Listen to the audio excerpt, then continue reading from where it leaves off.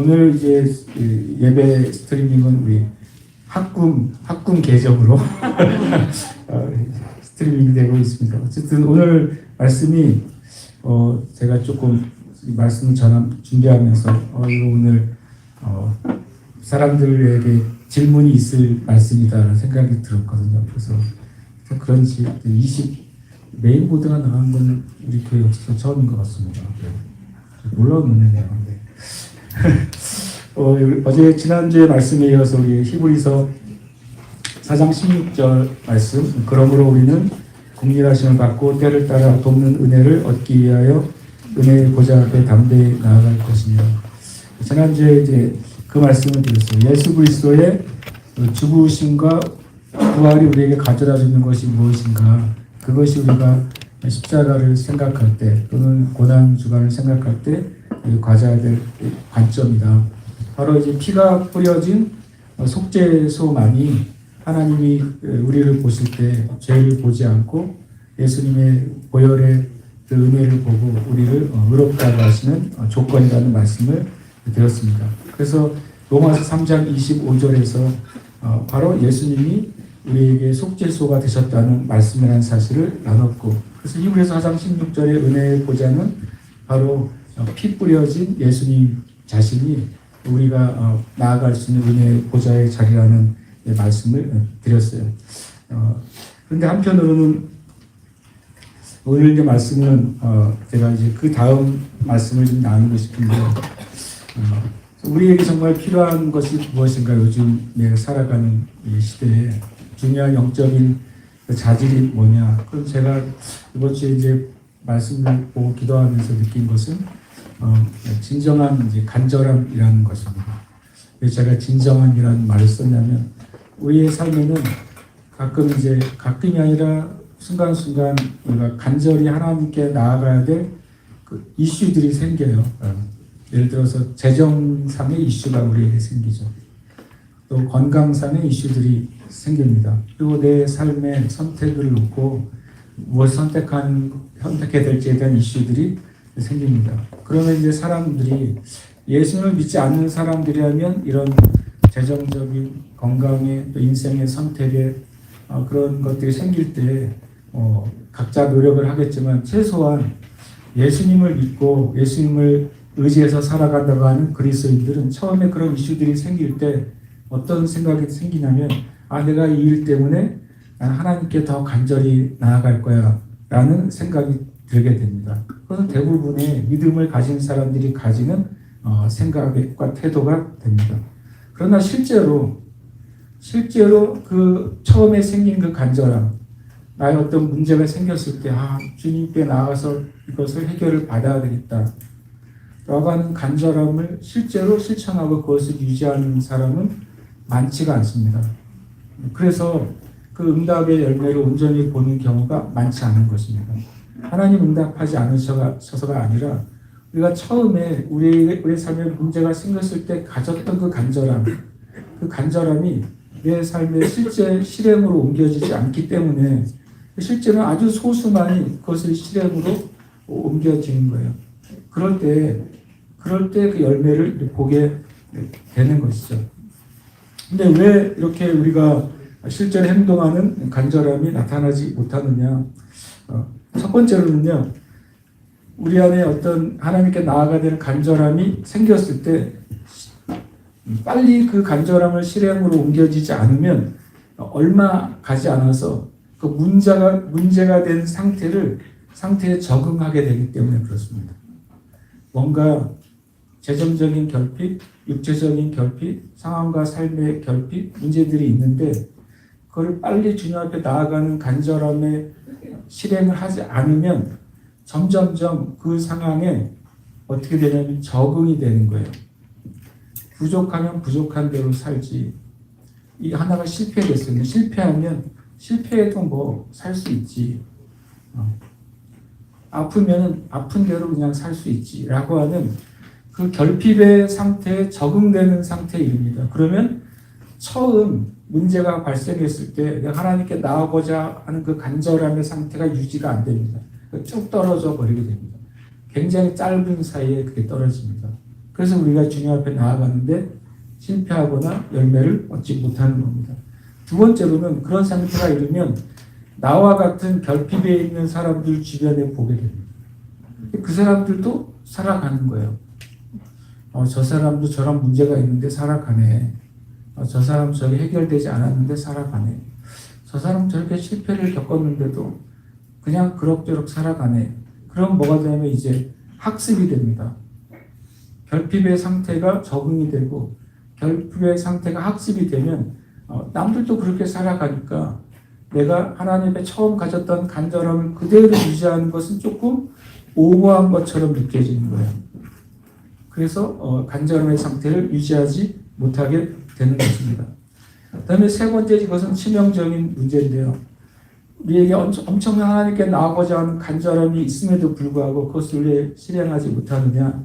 그것은 우리가 그동안 쌓아왔던 육체적, 정신적, 영적인 게으름 때문입니다. 그동안 그 간절함의 수준으로 살아본 적이 많지 않기 때문에 그렇습니다. 그래서 우리의 삶 가운데 그 영적인 게으름, 육체적인 게으름, 정신적인 게으름을 돌파하지 않으면 처음 나에게 임했던 그 간절함의 상태로 주님께 나아가지 못하게 되는 겁니다.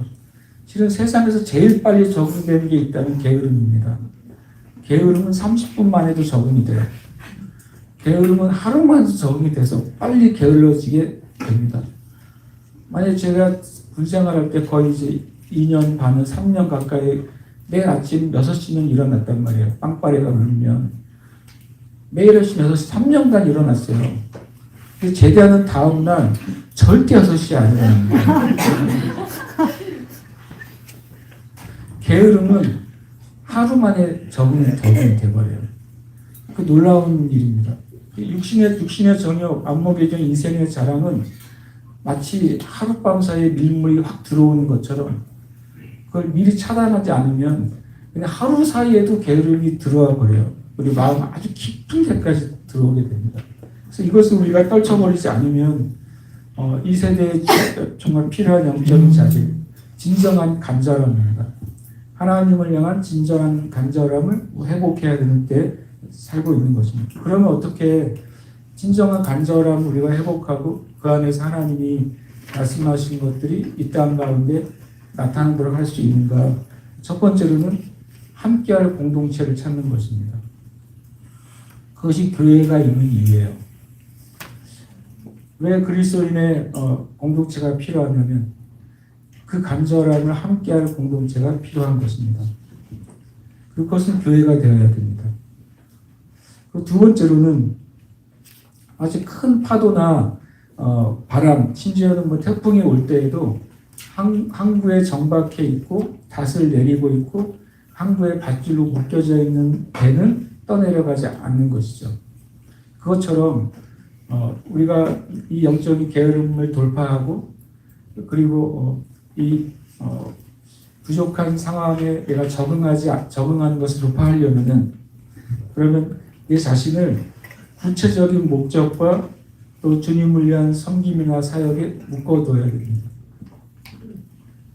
제가 예전에 어느 전도사님에게 전사님이 정말 주님의 사역을 하려면 전사님이 어디에 묶여야 될 것 같아요. 그랬어요.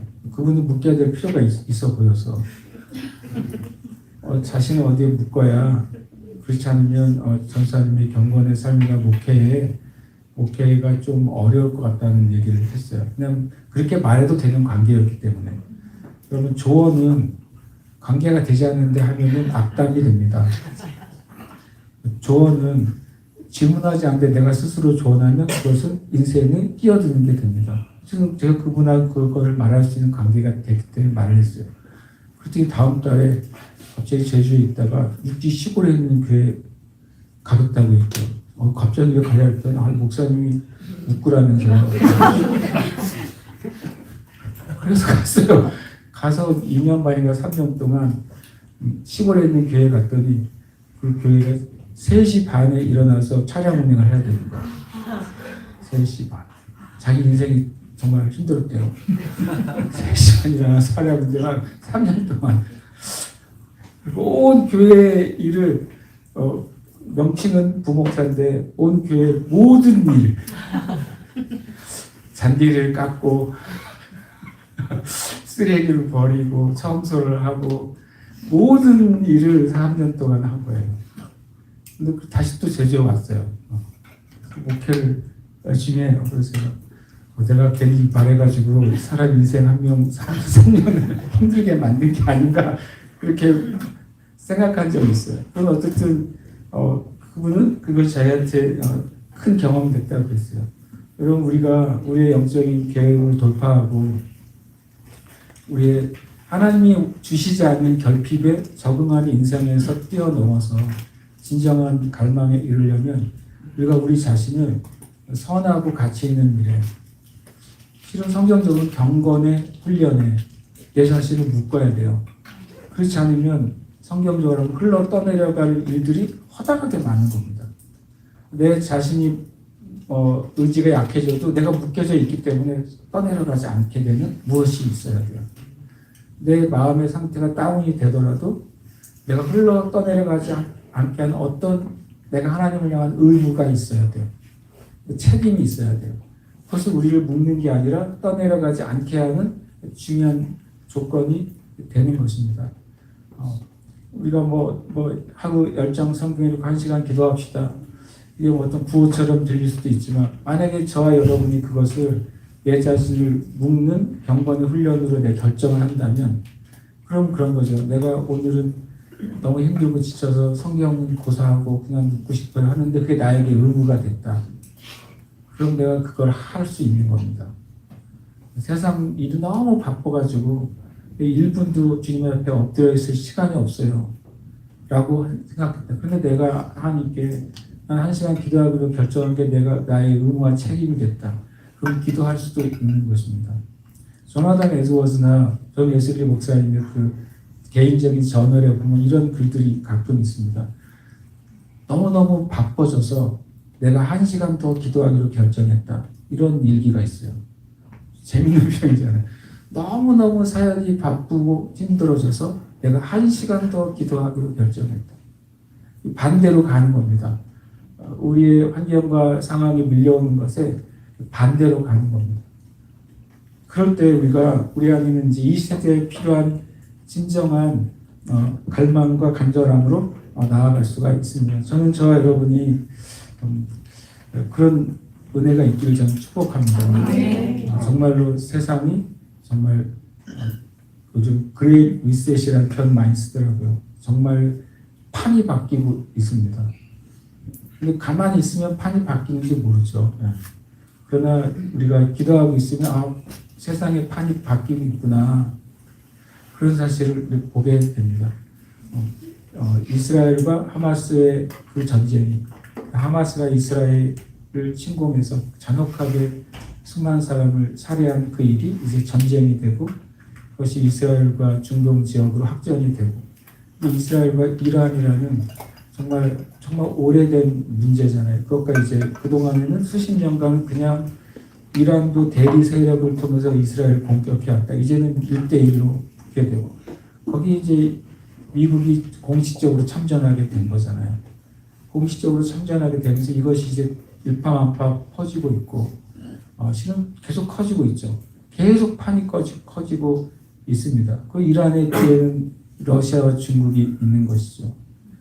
또 러시아와 중국의 그동안에 이제 있었던 실체가 요즘 거꾸로 드러나잖아요. 2025년 파키스탄과 인도에 쌍따블 전쟁이 있었어요. 그리고 올해 초에 이제 미국이 베네수엘라를 들어가서 이제 마두로를 또 핀셋으로 제거를 했어요. 근데 이번 이란과 전쟁이 있었어요. 그 세 전쟁 안에 세 그 전투 안에 다 뭐가 드러났냐면 이제 중국의 무기 체계가 얼마나 허술한지가 드러났죠. 이 세 나라 파키스탄, 베네수엘라, 이란은 중국의 최대 무기 수입국이었고 그 중에 최고가 다 방공망을 수입한 국가들이었고 방공 레이더를 수입한 국가들이었어요. 그래서 이제 중국은 그 방공망을 선전할 때마다 항상 모든 스텔스기를 다 잡을 수 있다. 특별히 이제 미국의 스텔스기를 겨냥해서 미국의 모든 스텔스기를 다 조기에 잡을 수 있고 타겟해서 떨어뜨릴 수 있다라고 말했습니다. 근데 한 대도 못 떨어뜨렸어요. 지금 이게 굉장히 큰 판이 바뀌는 상황에 있습니다. 이스라엘이 이란의 출격 횟수가 7,000회입니다. 7,000회 동안 단 한 발의 방공망에도 걸리지 않았습니다. 그러니까 제로인 거예요. 중국의 레이더가 활동하는 게 0%였어요. 그럼 이제 앞으로 판이 어떻게 바뀌겠어요? 미국이 이란을 치기 전에는 매일 중국 비행기가 대만을 한 바퀴씩 돌았답니다. 위협 비행을 했답니다. 그런데 미국과 이스라엘이 이란을 친 날 다음 날부터 대만으로 비행하는 비행기가 멈췄어요. 지금까지. 왜요? 들통이 났으니까. 판이 이제 갈아엎어지고 있어요, 여러분. 이것은 이제 보이는 형태의 판이고 그 아래 무기 밑에 정치가 있고 정치 밑에 경제가 있고 경제 아래 사람과 많은 게 흘러갑니다. 이게 판이 완전히 그냥 뭐라고 그럴까요? 봄에 옛날 농사 짓기 전에 그 농가 밭을 뒤집어 엎잖아요. 다 뒤집어 엎잖아요. 지금 뒤집어 엎어지고 있다는 사실 여러분이 아시길 축복합니다. 그걸 알아야 우리가 어느 편 서냐 그걸 말하는 게 아니에요. 누가 세고 누가 안 세냐 그걸 말하는 게 아니에요. 저의 목적이나 여러분의 목적은 한 가지여야 되는데 영혼을 구원하는 거예요. 우리가 어느 편 서느냐는 것은 우습잖아요. 인간의 역사가 앞으로 뭐 몇십 년이 더 갈지 몇백 년이 더 갈지 관심도 없어요. 저는 우리의 관심은 성경에 명확하게 나와 있잖아요. 영원한 천국이 우리의 관심인데 영원한 천국의 관심이라면 누가 구원받을 것인가 우리의 관심이지 어느 나라가 세고 어느 나라가 약하고 누가 패권을 잡을 것인가가 우리의 궁극적인 관심이 되면 안 돼요. 영원히 구원을 받아야죠. 아멘. 세계 최대의 복지국가가 되면 뭐합니까? 만약에 영혼들이 죽는다면 아무 소용이 없잖아요. 그거는 그게 의미가 없다는 게 아니라 교회와 또 믿는 자들의 궁극적인 관심은 영혼의 구원과 하나님 나라여야만 되는 것입니다. 그게 성경에서 말씀하시는 역사의 결론이잖아요. 영원한 결론. 그것을 우리가 가지고 있어야만 됩니다. 그 관점에서 우리가 이 세상을 봐야 돼요. 그래서 우리가 진짜 진정한 영적인 간절함이 회복이 돼야 돼요. 여러분 자신도 하나님을 향한 정말 진정한 영적인 간절함이 회복되기를 축복합니다. 아멘. 진짜 기도해야 될 때가 있다면 우리의 세대입니다. 왜냐하면 무서워서가 아니라 어떤 일이 생기면 어떡하지 그것이 아니라 정말 큰 하나님의 은혜가 다가오기 때문에 그래요. 정말 큰 하나님의 큰 파도가 다가올 때 그 파도에 묻혀서 빠져가느냐 파도를 타는 훈련이 돼서 파도를 타고 함께 주님이 영혼을 구원하는 그 하나님의 사업이잖아요. 하나님의 사업은 하나님 비즈니스는 영혼 구원이에요. 그렇잖아요. 그것에 내가 함께 할 것이냐 이 세대의 교회가 함께 할 교회가 될 것이냐 그게 우리의 관심이 될 때 하나님은 우리의 인생을 진짜 가치 있게 사용하실 줄 저는 믿습니다. 그래서 오늘 말씀도 마찬가지입니다. 오늘 제가 이건 아웃 오브 레코드가 돼야 되는 설교가 그런 생각이 들었어요. 왜냐하면 제가 오늘 하려고 하는 게 조심스럽기 때문에 그렇습니다. 지난주에 제주 지방에서 집회가 있었어요. 그래서 또 알려주신 유명한 분이 오셔서 여러분 오시라고 그랬어요. 저도 갔죠. 그리고 또 여러 번 갔습니다. 근데 물론 이제 조심스럽습니다. 근데 그분만의 문제가 아니라 말씀에 대한 오해가 있다는 사실을 제가 깨달았어요.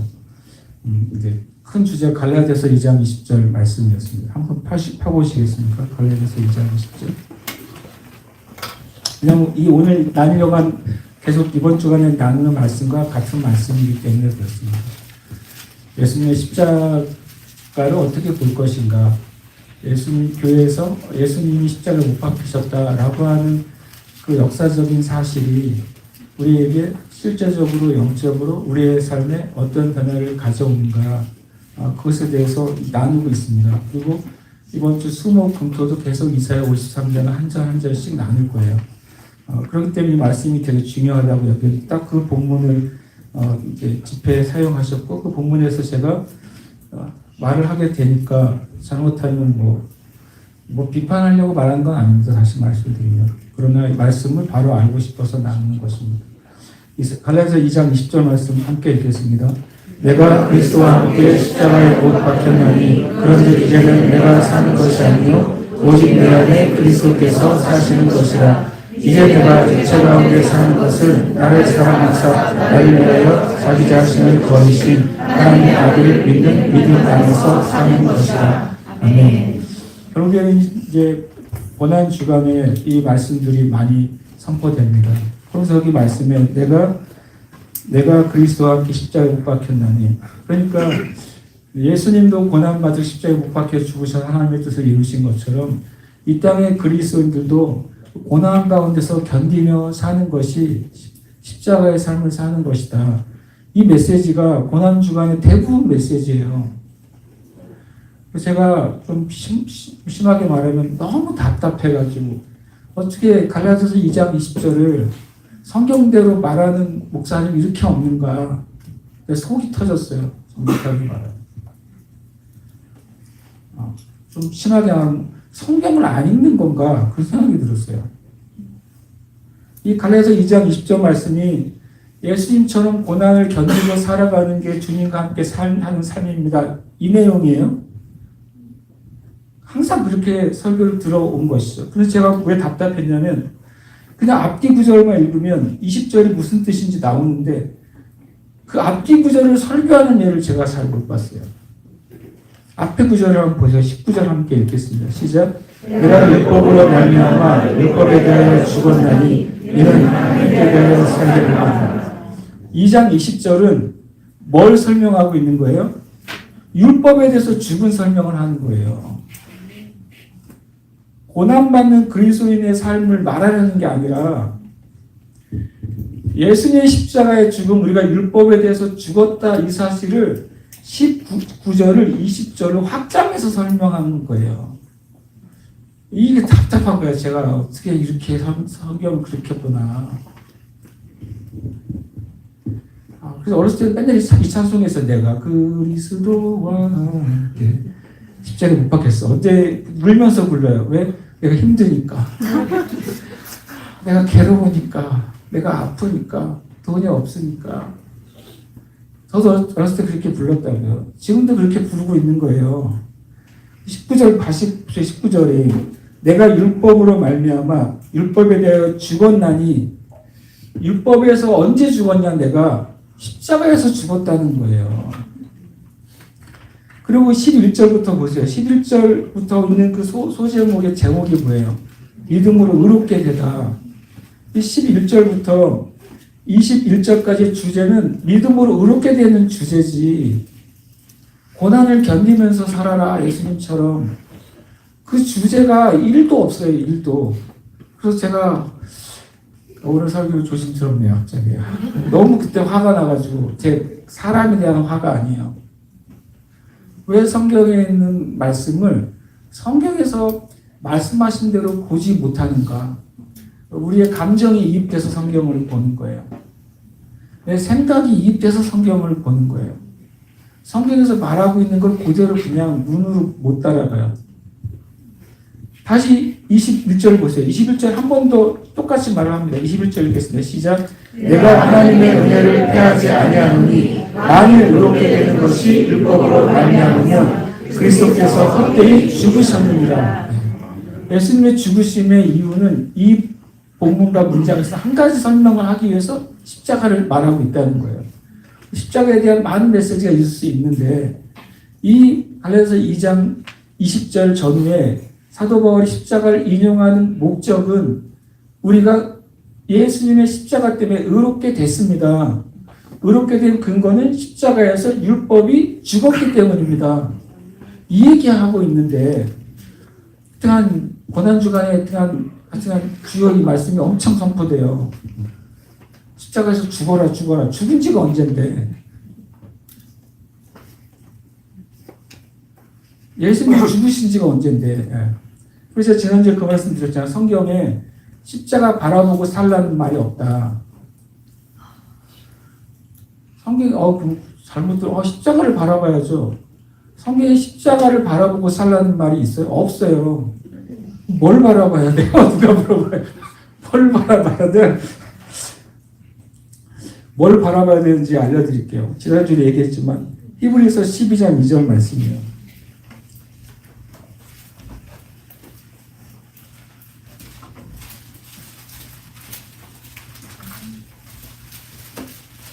바라보라고 합니다. 예수님을 바라보라고. 근데 뭘 바라봐야 되는지는 성경에 너무 정확하게 나와 있어요. 히브리서 12장 2절 말씀입니다. 함께 읽겠습니다. 시작. 믿음의 주요 또 온전하게 하시는 이 예수를 바라보자. 그는 그 앞에 있는 기쁨을 위하여 십자가를 참사 부끄러움을 개의치 아니하시더니 하나님 보좌 우편에 앉으셨느니라. 아멘. 히브리서 12장 2절에 예수님을 바라보래요. 예수님이 어떤 분이기 때문에 믿음의 주요 온전하게 하시는 이 주라는 표현은 시작이라는 의미를 함께 가지고 있습니다. 믿음이란 주제를 시작하신 분이 예수님이시고 믿음이란 주제를 완성하신 분이 예수님이시다라는 뜻이에요. 믿음의 주요 온전케 하신 분, 그분이 누구라고? 예수님을 바라봐라. 이렇게 말할 때 예수님을 바라봐. 뭘 봐요? 십자가를 바라보는 거죠. 아니에요. 십자가를 바라보라고 써있지 않습니다. 뭐라고 써있습니까? 그는 그 앞에 있는 기쁨을 위하여. 그 앞에 기쁨이에요. 뭐 앞에요? 십자가 다음에 있는 기쁨. 그것을 위해서 십자가를 참으시고 부끄러움을 상관없이 부끄러움에 그걸 개의치 않고 그걸 통과하셨다는 거예요. 그러면 부끄러움을 당하시는 주님을 바라보라는 거예요. 십자가를 지고 있는 예수님을 바라보라는 거예요. 아닙니다. 뭐라고 되어 있습니까? 그가 지금 어디에 계시다고요? 하나님 보좌 우편에 앉으셨느니라. 히브리서 12장 2절은 예수님을 바라보는데 어떤 예수님을 바라보라고요? 십자가를 통과하시고 부활하시고 승천하셔서 하나님 보좌 우편에 계신 그분을 바라보라는 거예요. 예수 믿는 사람들이 처음 예수님 믿을 때 예수님이 나를 위해 십자가에 죽으셨다는 그 은혜 때문에 주님을 만나게 되죠. 맞습니다. 구원받은 자가 계속 십자가 보면 안 되는 것입니다. 이 말이 좀 조심스럽지만 구원받은 자는 뭘 봐야 돼요? 지금 예수님이 어디 계시는지 말하고 있어요. 하나님 보좌 우편에 계세요. 교회의 십자가에는 예수님이 안 계세요. 십자가를 아무리 봐도 예수님이 안 계시다고요. 예수님은 어디에 계세요? 하나님 보좌 우편에 있습니다. 사도행전 이후의 모든 성경은 계시록까지는 하늘에 계신 예수님을 전제로 쓰여졌습니다. 하나님 보좌 우편에 계신 예수님을 전제로 쓰여진 것이 복음서 이후의 모든 성경이에요. 근데 계속 거기에 가 있는 겁니다. 계속 십자가에 꽂혀 있는 거예요. 그 동방교회에 가면 동방교회 십자가가 없어요. 대부분 주님이 승천하시는, 부활하시거나 승천하시는 장면 스테인드 글라스가 많이 있는 이유가 그 동방교회는 그런 개념이 있어요. 우리가 바라봐야 될 주님 십자가가 아니라 부활하여 살아계신 예수님이라는 개념이 살아있습니다. 그런데 아직까지도 우리 교회는 계속 십자가에 머물고 있어요. 그래서 고난 받으면 어려운 일 생기면 문제가 생기면 예수님도 고난 받으셨는데 나도 받아야지 이렇게 되는 것입니다. 예수님 뭐라고 그러시겠어요? 나는 거기에 없다고 말씀하시는 거예요. 나는 십자가에 더 이상 없다. 십자가에서 하나님이 허락하신 구원을 이루고 하나님 보좌에 계시다. 아마 예수님 우리 그렇게 귀에 소리치실 것 같아요. 제가 그래서 괜히 혼자 열받았었어요. 한 주 동안. 이걸 어떻게 하나. 이렇게 말하면 잘못 말하면 또 내가 누구를 어떤 설교자들을 누구를 제가 반대하거나 마치 나만 잘났다고 말하게 될 수도 있잖아요. 그렇지만 성경은 그렇게 말씀하시지 않는다는 것입니다. 여기 계신 여러분만이라도 우리가 고난주간 지날 때마다 하나님을 찬양하는 기회를 삼으세요. 고난을 묵상하지 마세요.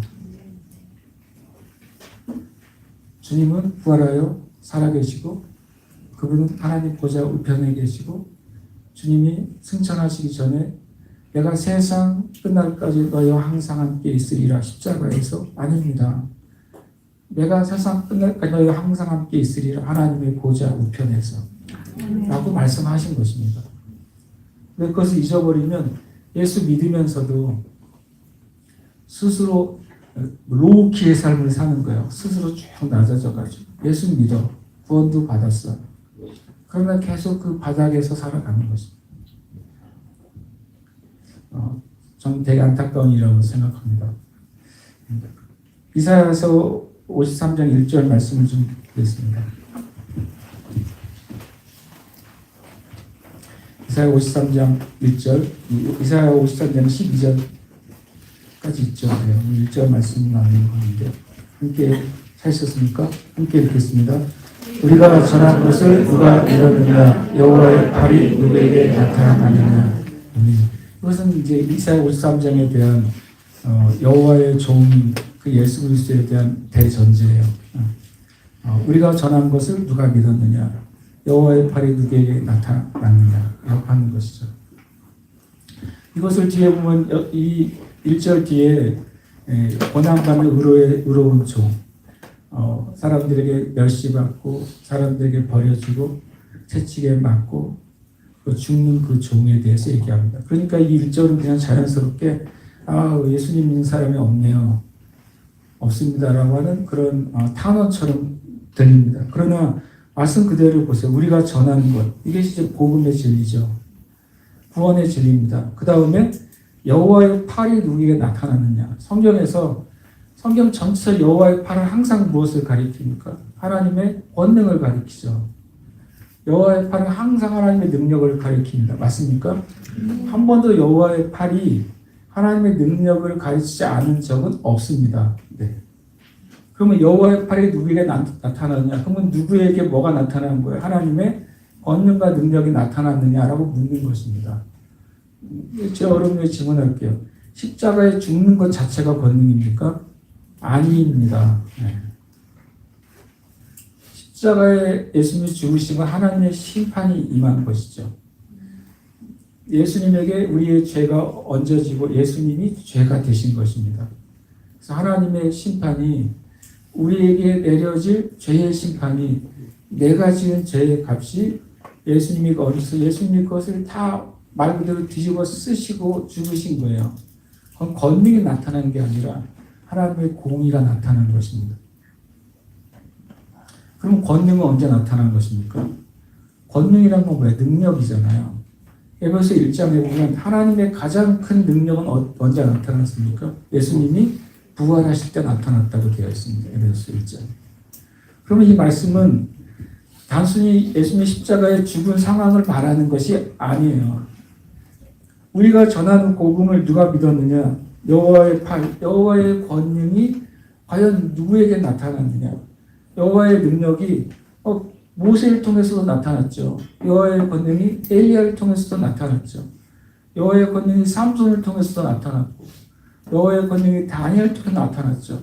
그러니까 하나님의 가장 큰 권능은 누구에게 나타났습니까? 예수님에게 나타났는데 언제 나타났습니까? 예수님이 부활하실 때 나타났다고 에베소 1장은 말하고 있는 것입니다. 그러면 이사야 53장에서 예수님의 부활이 있어야 돼요. 이사야 53장은 항상 고난받는 의로운 종이라는 타이틀이 더 씌워져 있어서 부활이 보이지 않는 것입니다. 여기서 십자가만 보여 다. 고난만 보여요. 그러나 여기에 부활이 있어요. 부활이 어디 있을까요? 부활이 11절에 있어요. 11절 같이 읽어보겠습니다. 시작. 그가 자기 영혼에 수고한 것을 보고 만족하게 여길 것이라. 나의 의로운 종이 자기 지식으로 많은 사람을 의롭게 하며 또 그들의 죄악을 친히 담당하리로다. 아멘. 그가 고난받은 종이죠. 이사야 53장 4절부터 시작해가지고 9절까지 있는 이 고난받는 종이 버림받고 매맞고 죽여서 무덤에 들어간 내용입니다. 그가 자기의 영혼에 수고한 것을 본다고 그랬어요. 본다고 그랬어요. 언제 봐요? 살아난 이후에 보는 것입니다. 부활하신 이후에 보는 것입니다. 하나님의 보좌 위에 앉히신 이후에 보는 것입니다. 예수님이 죽으시고 부활하신 그 결과가 어떻게 일어나는지를 그때 보는 것입니다. 그래서 실제로 세번역 성경의 난하주에는 이렇게 써 있습니다. 사회사본가 70인역에는 뭐라고 되어 있냐면 그는 고난의 결과를 보고 만족할 것이다. 뭘 보고요? 고난의 결과를 보고. 고난받고 있는데 고난의 결과를 어떻게 봐요? 십자가에서 고난받고 있는데 고난의 결과를 어떻게 봐요? 고난이 끝나고 고난이 극복된 이후에야 보는 것입니다. 이 고난의 결과가 어떻게 되느냐? 고난의 결과를 통해 마귀의 죄의 권세가 사라지는 것입니다. 고난의 결과를 통해 심판이 파쇄되는 것입니다. 고난의 결과를 통해 죄로 말미암은 저주가 사라진 것입니다. 그것을 보시고 만족하게 여기실 것이래. 누가요? 그가 어디에서요? 부활하신 그 자리에서요. 그래서 이사야 53장은 부활로 끝나는 것입니다. 이사야 53장은 하나님 보좌 우편에 앉아 계신 주님으로 끝나는 장이지 예수님이 고난받고 죽으셨어. 이것이 이사야 53장의 결론이 아니에요. 그래서 우리가 말씀을 볼 때 이 이사야 53장 안에서 다시 말씀드린 관점을 주님이 받으신 고난의 관점이 아니라 주님이 그것을 행하심으로 이 땅에 가져다 주신 게 무엇이냐. 주님이 고난 받으시고 내가 받을 고난, 내가 받을 죄의 열매, 내가 받을 심판, 그 모든 내가 받을 부끄러움, 그걸 다 겪으시고 과연 이 땅에 남겨놓으신 게 무엇이냐. 그리고 그 남겨놓으신 것이 영원한 효과를 가져온 거예요. 그 한 번의 죽으심과 부활의 효력이 영원히 가지는 그 효과가 무엇이냐. 그럼 저 여러분이 그 효과 안에 있는 거잖아요. 예수님이 부활하시고 승천하시고 하나님 보좌에 앉으신 이후에 그 효력은 계속 유지가 되는 것입니다. 조금도 줄어들지 않고 조금도 쇠하지 않고 그것이 역사하고 있다는 사실을 믿는 자들이 알아야 되는 것입니다. 에베소 1장 20절 말씀 같이 보겠습니다.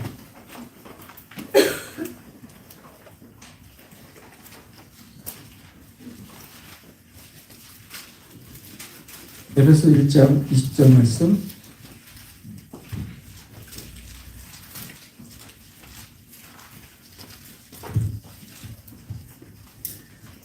같이 읽겠습니다. 에베소 1장 20절입니다. 시작.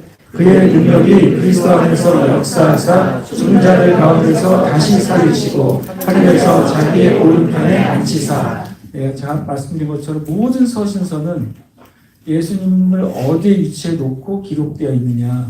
항상 하나님의 보좌 우편에 앉아 계신 분을 전제로 기록되어 있다는 것입니다. 로마서도 그렇습니다. 계시록도 그렇습니다. 모든 서신서는 그렇습니다. 신약이 그렇습니다. 복음서 이후의 신약은 다 그렇게 기록이 되어 있어요. 십자가에 계신 분을 전제로 기록된 것은 없습니다.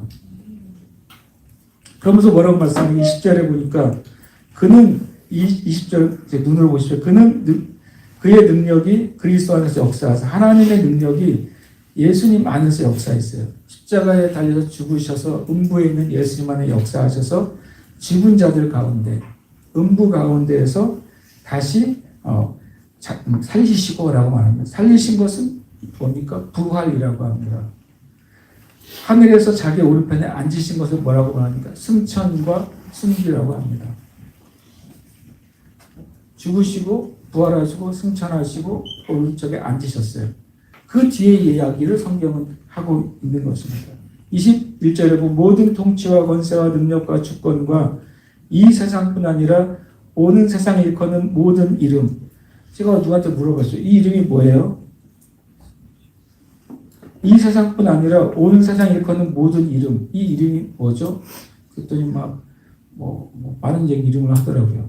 이거를 정리해서 말해주는 사람을 제가 정리해 주려고. 이 이름이 뭡니까? 그냥 성경은 내가 성경을 알고 있냐 모르고 있냐 어떻게 알 수 있는지 아세요? 이게 무슨 뜻이지? 라고 했을 때 내가 그 뜻이 떠오르면 알고 있는 것입니다. 안 떠오르면 모르는 거예요. 정직하게. 정직하게 모른다고 할 때 우리는 하나님께 배울 수가 있어요. 다시 질문합니다. 20절에 이 세상뿐 아니라 오는 세상에 일컫는 모든 이름 위에 예수님의 이름이 뛰어나대요. 그 이름이 뭐냐는 겁니다. 이 세상에 있는 이름은 뭐예요? 오는 세상에 있는 이름은 뭐예요? 위에 보면 통치와 권세와 능력과 주권을 말하고 있어요. 그리고 그것은 영적인 통치와 권세와 능력과 주권을 말합니다. 그리고 이 세상과 오는 세상에 일컫는 이름은 이 땅의 주권자들을 말하는 것입니다. 에베소가 쓰여질 당시에 이 세상에 있는 이름들은 이런 것입니다. 황제입니다. 총독입니다. 왕들입니다. 그 당시의 이름들보다 예수님이 뛰어나신 것입니다. 이 에베소 1장 21절을 기준으로 앞으로 오는 세상에 일컫는 모든 이름이 이런 것입니다. 대통령, 총리. 이해되십니까? 그 이름 위에 누가 뛰어나다고요? 예수님이 뛰어나다고 하는 것입니다. 예수님은 보이지 않는 모든 통치, 권력, 보이지 않는 세계보다 뛰어난 이름을 가지셨고 보이는 세계에 있는 모든 통치자들, 그러니까 대통령이든 총리이든 황제이든 뭐 상관없는 것입니다. 짜르이든 뭐 상관없어요. 그보다 뛰어나신 이름이 누가 되셨다? 예수님이 되셨습니다. 이게 그 선포인 것입니다. 그리고 22절에 만물을 그 발 아래 복종하게 하시고 그를 만물의 궤의 머리로 삼으셨느니라. 22절은 놀라운 말입니다. 갑자기 예수님에서 만물로 넘어갑니다. 모든 만물 위에, 그것은 만물을 다스리는 권세가 누구에게 있다? 예수님에게 있다고 말하고 있고, 그리고 그 예수님이 뭐가 되셨다고요? 이 땅에 있는 예수님의 몸인 교회의 머리가 되셨다는 것입니다. 23절 같이 읽겠습니다. 시작. 교회는 그의 몸이니 만물 안에서 만물을 충만하게 하시는 이의 충만한 이니라. 아멘. 하나님이 이 세대 가운데 하나님의 것을 풀어놓기를 원하실 때 하나님이 루트를 하나 만드신 거예요. 왜냐하면 주님이 이 땅에 재림하실 때까지 이 세상을 다스리는 존재는 누구예요? 마귀입니다. 마귀예요. 그냥 마귀를 일컫는 말이 뭡니까? 이 세상의 신이라고 되어 있어요. 또 마귀를 다스리는 말하는 표현이 뭡니까? 공중 권세 잡은 자라고 말하고 있습니다. 또 마귀를 일컫는 말이 뭡니까? 에베소 2장에 보면 불순종의 아들들 가운데 역사하는 영이라고 되어 있습니다. 그러니까 마귀는 예수님이 재림하실 때까지는 한시적으로 아담에게 빼앗은 권리, 이 세상의 신적 권리, 공중의 권세에서 다스리는 권리, 그리고 모든 하나님을 떠나 있는 불순종의 아들들을 다스리는 권리를 가지고 있어요. 그 마귀의 권리와 권세에서 떠나는 길은 뭐냐면 예수님 믿음 안에 있을 때 볼로스는 말합니다. 우리가 어둠의 나라, 마귀의 나라에서 하나님의 아들의 나라로 옮겨졌다. 이 땅에서 예수 믿는 사람들은 마치 한국 안에 있는 위영 대사관이 된 것입니다. 한국은 한국의 법이 다스리는데 미국 대사관, 영국 대사관, 다른 대사관은 어느 나라 땅이에요? 그 나라 땅이잖아요. 이해하십니까? 저와 여러분이 미 대사관에 허락 없이 들어가면 미국에 불법 침입한 게 되는 겁니다. 이렇게 되잖아요. 법적으로 그렇잖아요. 그러니까 예수 믿는 사람들의 공동체인 교회는 마귀가 점령하고 있는 세상에 치의 법권 지역이 되는 겁니다. 그게 성경의 법칙이에요. 그 법칙을 우리가 이해하게 되면 내가 예수님 믿는다고 하는 게 왜 세상의 빛이라고 말하는지. 세상은 어둠 속에 있습니다. 누군가 예수를 믿는 순간 그 사람의 빛이 딱 켜지는 거예요. 그 사람에게 어두운 세상 가운데 빛이 켜지는 겁니다. 왜냐하면 성경의 요한복음 1장에는 하나님 태초에 있는 생명의 말씀은 사람에게 생명이고 생명이 뭐로 온다고? 빛으로 임한다고 했어요. 사람들의 빛이라고 했어요. 생명, 그 말씀이. 사람들에게 빛으로 말씀이 임하면 그것이 사람들에게 생명이 된다고 요한복음 1장에서 말씀하는 거예요. 그래서 그리스도인들은 세상에 비친 겁니다. 그 자체로. 그에게 빛이 임했기 때문에 비친 겁니다. 그러면 이 말씀에 교회는 그의 몸이니 만물 안에서 만물을 충만하게 하시니 충만합니다. 하나님이 어두운 세상에 마귀가 다스리는 세상에 뭔가 하나님의 일을 시작하시려면 하나님의 루트를 주셨어요. 먼저는 머리이신 예수님을 통해서 온 것만 하나님께로부터 오는 겁니다. 근데 그 예수님 머리는 무조건 교회라는 몸과만 연결되어 있는 것입니다. 그래서 하나님의 충만함은 머리이신 예수님을 통해 머리와 정상적으로 연결되어 있는 몸을 통해 나타나는 것입니다. 그래서 우리 삶 가운데 교회가 영적인 현실은 이 에베소 말씀에 의하면 이 온 세상에 지금 우리의 시점으로 놓고 볼 때 모든 영적인 존재는 예수님께 복종하고 있습니다. 에베소 1장 말씀에 의하면 그렇죠. 그리고 실제적으로 이 말씀에 의하면 이 세상의 모든 권세자들도 예수님께 복종되어 있습니다. 맞습니까? 그렇게 써 있으니까요. 그런데 왜 이 땅의 교회 가운데 하나님의 일들이 온전히 안 나타나는가? 그것은 교회가 머리하고 온전한 관계로 정렬되어 있지 않기 때문입니다. 만약 머리와 몸이 제대로 연결되어 있다면 머리에 뇌에서 하려고 하는 걸 몸이 할 겁니다. 그런 일 없겠죠. 만약에 머리하고 몸의 연결이 손과 양팔이 반대로 신경이 연결되어 있다면 뇌에서는 오른손을 움직이고 싶은데 오른손이 움직여서 왼손이 움직이게 될 겁니다. 만약에 그러면. 만약에 발도 반대로 연결되어 있다면 뇌에서는 왼발을 움직이고 싶을 때 오른발이 움직이게 될 겁니다. 그러니까 성경에서 단순히 예수님 믿는 모든 공동체인 교회는 머리에 연결되어 있는 것이지 그렇게 단순하지 않습니다. 제대로 연결이 돼야 되는 것입니다. 예수님의 말씀을 그대로 받고 그대로 반응할 수 있는 몸이 되어야 하나님의 모든 충만한 것이 이 땅에 살아있는 생명의 공동체를 통해 나타나게 되어 있는 것이 주님의 디자인이에요. 결국에는 이 땅에 교회 안에 있는 세상의 요소가 무너지지 않는 게 아직 남아있는 이유는 교회가 성경편을 하면 머리이신 예수님을 온전히 붙잡지 못하기 때문인 것입니다. 교회가 머리이신 예수님을 온전히 붙잡기 시작하면 이것은 표현상으로는 마귀는 무엇도 막을 수가 없게 됩니다. 예수님이 이 땅에 계셔서 사역하시는 동안 예수님의 일을 마귀가 막은 적이 있습니까? 막을 수 있었던 적이 있습니까? 전혀 한 번도 없는 것입니다. 성경은 예수님이 교회 머리가 되셨다 라고 말하니까 그러면 이 땅에서 예수님이 교회를 통해 뭔가 일을 하시려고 하면 마귀는 절대 막을 수 없는 게 성경적인 진리예요. 막을 수도 없어요. 왜냐하면 예수님이 머리이신데 마귀가 어떻게 교회가 하는 일을 막겠습니까? 그러나 현실적으로는 심지어는 세상의 어둠이 교회까지 침투해 있는 많은 상황을 우리가 보는 것입니다. 많은 교회 안에도 세속적인 생각이 들어와 있고 많은 교회 안에 많은 사역자들도 많은 죄 가운데서 물들어 있기도 하고 많은 교회 안에 심지어는 하나님 외에 다른 구원의 길이 있다고 하는 사상까지도 받아들이고 있는 현실이잖아요. 그 이유는 뭐겠습니까? 교회가 머리 대신 예수님을 온전히 붙잡고 있지 못한 결과예요. 성경의 진리가 거짓이 아니라 성경의 진리가 사실인데 그런데 그 사실의 진리가 우리에게 나타나지 않는 것은 바로 그것인 것입니다. 우리가 한 주간 이사야 53장 말씀을 계속 묵상하고 싶은 것입니다. 누구에게 하나님의 손이 나타났느냐? 예수님께 나타났습니다. 죽음에서 예수님을 일으키심으로 하나님의 권능의 손이 나타났고 그 결과로 저와 여러분이 지옥 가지 않고 구원받게 된 것입니다.